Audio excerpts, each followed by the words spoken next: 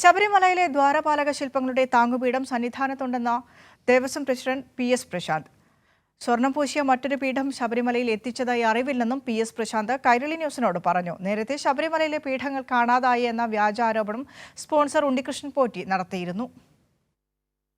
ദ്വാരപാലക ശില്പങ്ങളുടെ പീഠം സംബന്ധിച്ച വിവാദങ്ങൾക്ക് കൃത്യമായ മറുപടിയാണ് Devaswom board president PS Prashanth നൽകുന്നത്. വിവാദങ്ങൾക്കു പിന്നിൽ ഗൂഢാലോചനയുണ്ട്. വൈകാരിക ചിന്തയുണർത്തി സുവർണാവസരം സൃഷ്ടിക്കുകയാണ് വിവാദങ്ങളുടെ ലക്ഷ്യം. വരുന്ന മണ്ഡല മകരവിളക്ക് മഹോത്സവം അട്ടിമറിക്കുക, പഞ്ചായത്ത് ഇലക്ഷനിൽ വരുന്നത് അല്ലെങ്കിൽ അസംബ്ലി ഇലക്ഷനിൽ, അതിൻ്റെ പേരിൽ വൈകാരികമായ ചിന്തകൾ ഉണർത്തി ഒരു സുവർണാവസരമാക്കി ഇതിനെ ഉപയോഗിച്ച് ശബരിമലയെ വീണ്ടും ഒരു തിരഞ്ഞെടുപ്പ് വിഷയമാക്കാനുള്ള ആസൂത്രിതമായ നീക്കമാണ് ഇതിൻ്റെ ഭാഗമായി നടക്കുന്നത്. ശബരിമലയിലെ ദ്വാരപാലക ശില്പങ്ങളുടെ താങ്ങുപീഠം സന്നിധാനത്തുണ്ട്. മറ്റൊരു പീഠം ശബരിമലയിൽ എത്തിച്ചതിനെപ്പറ്റി അറിവില്ല. ആഗോള അയ്യപ്പ സംഗമത്തിൻ്റെ 4 ദിവസങ്ങൾക്ക് മുമ്പാണ്, 5 ദിവസങ്ങൾക്ക് മുമ്പാണ് ഈ ഉണ്ണികൃഷ്ണൻ എന്ന് പറയുന്ന സ്പോൺസറുടെ വെളിപ്പെടുത്തൽ വരുന്നത്. അത് ഏറ്റുപിടിച്ചുകൊണ്ടായിരുന്നു പിന്നെ വലിയ പ്രചാരവേല നടന്നത്.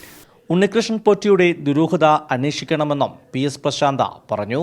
കൈരളി ന്യൂസ്, പത്തനംതിട്ട.